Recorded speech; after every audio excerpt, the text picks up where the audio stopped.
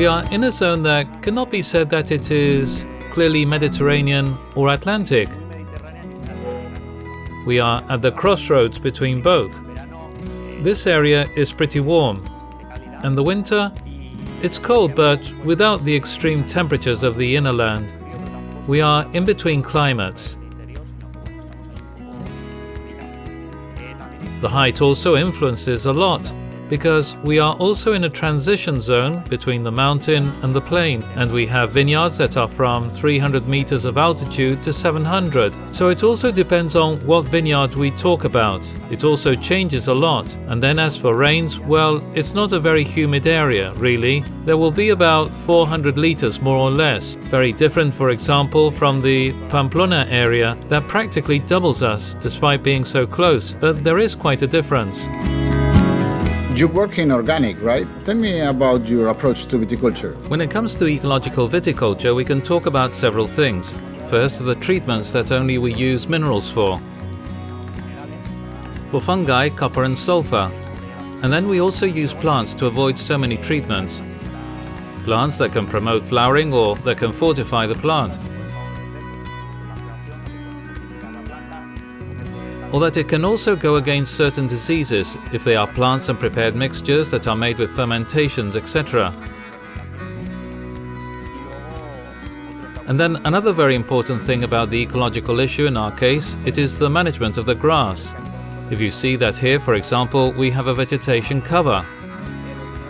The vineyards that we have in many cases are old bunch vines that do not allow a tractor to pass, so we employed strategies which are a little different from those of other wineries.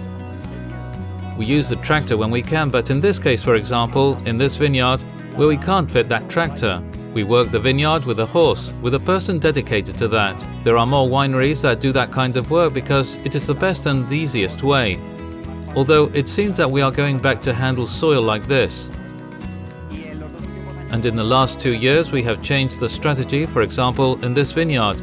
And what we do is, during the winter, the shepherd of the area comes and leaves us always the grass a little controlled, let's say. And then already in spring, again he comes here with the sheep.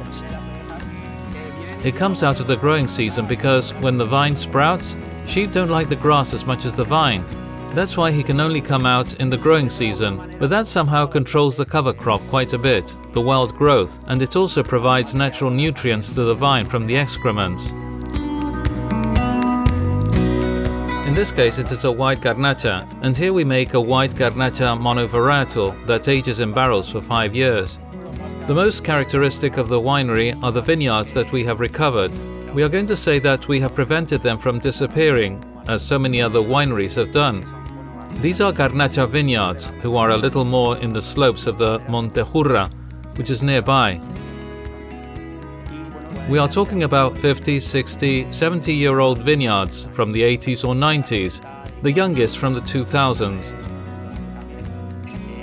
Also in Navarra, Merlot and Cabernet have entered with great force. And well, the Tempranillo has always been here, but there is now a lot of mixing between the three. In our case, the winery owners started to purchase many interesting vineyards in the area. So we have all kinds of varieties. We also have Merlot Cabernet. Anyway, the most interesting varieties, or that we particularly like, the most are typical of the area, such as Graciano, for example. It is a variety that is very interesting, and of course the Garnacha. And then the truth is that we have a Cabernet vineyard that we like a lot. We do not know why it produces such good grapes and so good wine, because it is not the most beautiful vineyard, but we like it a lot. Carlos, we are in your production room. That is very pretty and also pretty unique, because some of these are not easy to see. You have wooden footrests behind you, big concrete tanks, as the base for the elaboration of your wines. Can you explain it? Yes. Let's see. We base our elaboration in wood and concrete. They are more expensive deposits, more difficult to clean, more work. But in the end, the common characteristic is their porosity, that avoids reductions a bit. And when it comes to fermentations, the temperature stays pretty constant in these deposits. That is, here you see that we do not have the typical cooling shirt that you have to put in stainless steel tanks to keep them cold. We have other mechanisms to be able to cool it down, like using a cold plate, but the idea is that with these materials, generally many times, it is almost not necessary. As the winter comes and the temperature doesn't rise much, it is regulated naturally. It also reduces the power consumption. So the main feature is that it allows micro-oxygenation during fermentation. During fermentation it is perhaps not so important, but then, although this is a processing room, the wine also spends time here resting. For example, when we do the coupage afterwards, we move it to the room of barriques. Here the wine can be 2, 3 or 4 months waiting to be bottled at the times that suits us best. And in the end it also spends some time resting itself here. While in here, the micro-oxygenation occurs.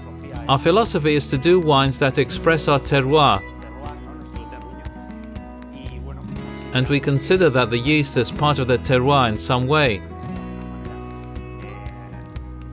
And that is our way of thinking. We respect very much what others do, but we look for wines with a personality different from the rest. So we use yeast. They are not the same as the others. Carlos, now we are in your crianza room, where you mature your wines, which you do in wood foodres or barrels. That's correct. All our wines age at least a year in this room, which is the aging room. And we work with different barrel sizes and foudres. In this case, this is a 4,000-litre foudre, for example, and depending on what we are looking for in each wine. We want a wine that has evolved, that is not a young wine, that it has more nuances and that extends life a little more. But we don't want wood to have much prominence. We are going to slightly larger sizes. For example, we make out Emilio Valerio wine in this way. Here you have a mixture of different grapes. Yes, here our Emilio Valerio is a mixture of any varieties, as I told you before. We have various foudres and we mix them all. Here you have Garnacha, Tempranillo, Merlot. And sometimes we also ferment different grapes together for the Emilio Valerio. In other wines we do monovarietal, even single plot wines, but in Emilio Valerio we are realizing that it is interesting even mixing varieties at the time of fermentation. It also depends on the varieties. For example, for Garnachas we don't like 225-litre barrels, so we use them of 500 litres and in the future of 1,000. And yet with a Cabernet or Graciano, which are varieties much more powerful, we use smaller barrels. We play a little according to what we are looking for, taking into account the variety. I see, those more tannic help from the wood should sustain.